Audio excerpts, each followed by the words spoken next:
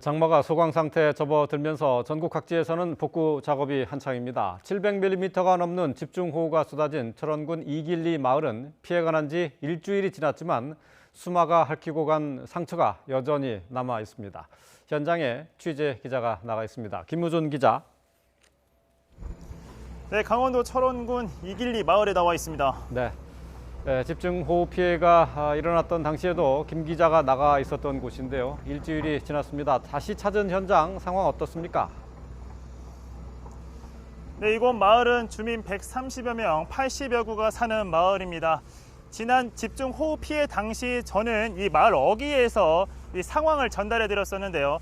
당신이 마을 안으로 들어올 수 없었습니다. 이 마을이 민통선 안에 있고 당시에는 물에 떠밀려온 지뢰가 마을 안에서 발견됐기 때문입니다. 그래서 일주일이 넘은 지금에서야 이 마을 안으로 지금 들어올 수 있었습니다. 제 지금 마을 나와 있는 곳은 당시 지난 5일 집중호우가 들이넘쳤을 때 이미 피해가 난 곳입니다. 옆에 보이는 곳은 한탄강인데요. 지금은 잔잔해 보이지만 지난 5일 집중호우가 들이찼을 때는 제가 서 있는 이곳까지 물이 들이찼습니다. 지금 제 뒤로는 이 제방이 보이실 텐데 이 물의 무게를 이기지 못하고 제방이 무너지면서 이 마을 전체가 수중 마을로 잠긴 겁니다. 지금은 복구 작업이 한창인 것을 볼 수 있습니다. 이 마을 곳곳에서는 여전히 상처가 가득한데요. 제 뒤로 보시는 것처럼 이렇게 전신주가 그대로 넘어져 있는 것도 볼 수 있고 마을 곳곳에 이 적재 물들이 그대로 쌓여 있는 것도 여전히 볼 수 있습니다.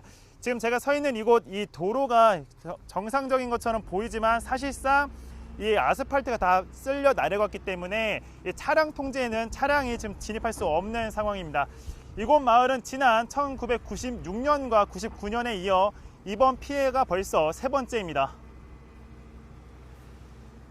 상습 침수 구역인데다가 지뢰까지 발견되면서 주민들의 불안감이 큰데요. 자, 마을 이전을 검토해 달라 하는 이야기도 나온다고요.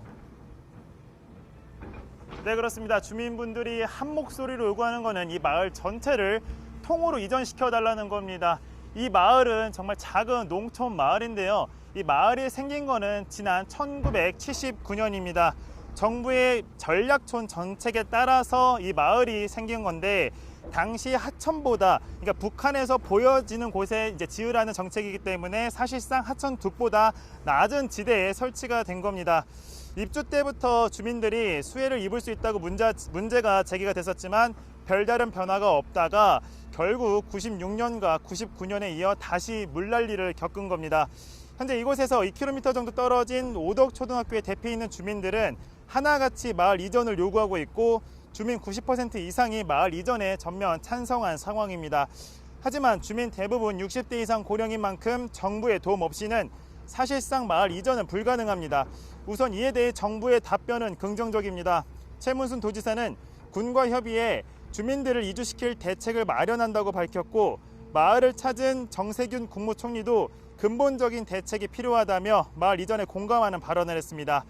이 마을은 지난 2011년 240억 원이 넘는 돈을 들여 배수 펌프장까지 설치하고 교량 정비까지 마쳤지만 이번 700mm가 넘는 집중호우 앞에서는 그야말로 속수무책이었습니다.